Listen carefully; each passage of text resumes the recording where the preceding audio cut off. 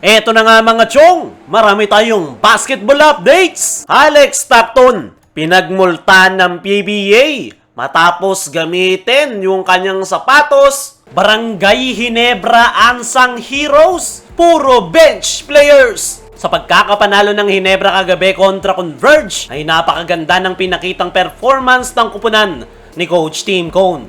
Pero meron ngang mga unsung players ang Ginebra na napakalaki ng naging impact sa laro. Yan ay etong sila, RJ Abarrientos, Jason David at Nards Pinto. Unahin natin etong si RJ. Makikita mo talaga sa kanyang laro na yung role niya ay yung dating role ni LA Tenorio, kung saan siya yung nagsiset up ng kanilang mga plays at kung kinakailangan ay kayang pumuntos. At yan nga yung nawala sa Ginebra na sinusubukang ibalik ni RJ. Pagdating naman dito kay Jason David ay patuloy nga nitong pinapahanga si Coach Tim, kung saan napakaganda ng kanyang pinapakitang depensa. Ngayong All-Filipino ay etong si David ang primary defender ni Coach Tim at nagagawa nga nito ng maayos kung sino man ang ipabantay sa kanya. At wala ngang sinasayang na minuto etong si David. Every minutes count at talagang hindi nagkamali si Coach Tim na ipasok itong muli sa kanilang lineup. At last but not the least ay etong si Nards Pinto.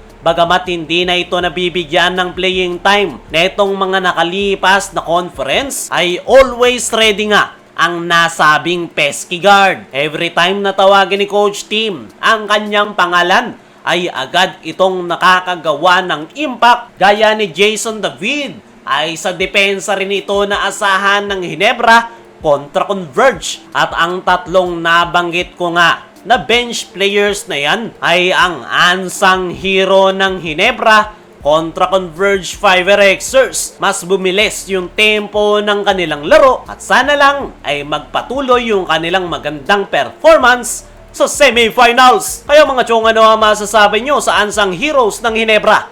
Comment mo lang dyan sa ibaba. Dumako naman tayo dito sa kabilang balita. Alex Stockton, pinagmultan ng PBA matapos gamitin yung kanyang sapatos para i-block si RJ Abarrientos sa nakalipas nga na bakbakan ng Ginebra kontra Converge Fiverexers. Ay maraming aksyon ang nangyari. Isa na dyan ay ang paggamit na itong si Alex Stockton sa kanyang sapatos para i-block yung tira ni RJ. Dahil dyan, natawagan ng technical foul si Alex Stockton. At ayon nga sa naging latest interview sa nasabing Converge guard, ay in-isolation nga raw siya ni RJ Abarrientos, kaya napilitan siyang dumepensa gamit ang kanyang sapatos. Wala nga daw siyang time ng mga oras na yon para isuot yung kanyang sapatos, kaya yung kanyang ginawa ay agad siyang dumepensa para pigilan si RJ Abarrientos. Kung matatandaan nyo mga chong, ay hindi na bago yung ganyang senaryo sa PBA, kung saan noong 2015 ay parehong-pareho ang nangyari, kung saan ito namang si Rigo Mayhofer ang nag-block gamit ang kanyang sapatos kay Gabby Espinas. Napatawan nga ng fine si Rico Mayhofer ng 20,000. At yung paliwanag dyan noon ng PBA ay blatant misconduct dahil binababoy daw nito ang laro at very unprofessional. Pagdating naman dito kay Alex Stockton, ay inamin nga nito na hindi siya aware na against the rules yung kanyang action na kanyang ginawa. Hindi niya nga raw alam na isa yang violation. Hindi niya naman daw sinubukang batuhin yung kanyang sapatos kay RJ.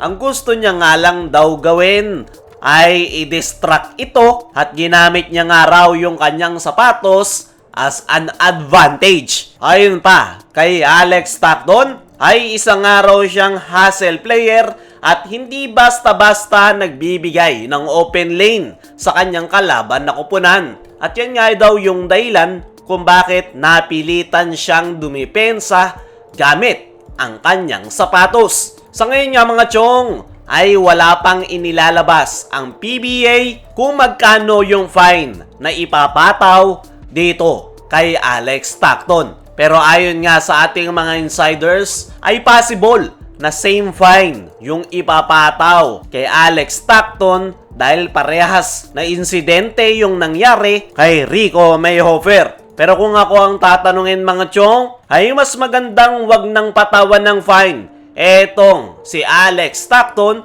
dahil gaya nga ng kanyang sinabi ay dumipensa nga lang siya at wala na itong oras para isuot ang kanyang sapatos dahil inatake na yung kanyang depensa ni RJ Abarrientos. Pero tignan na lang natin sa mga susunod na araw kung ano ang ipapataw sa kanya ng PBA.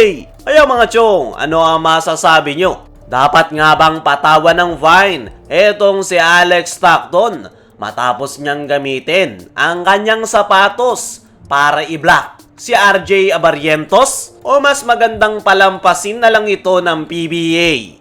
Ano rin ang masasabi nyo sa mga unsung heroes ng Barangay Ginebra? I-comment mo lang dyan sa ibaba. Dumako naman tayo dito sa kabilang balita.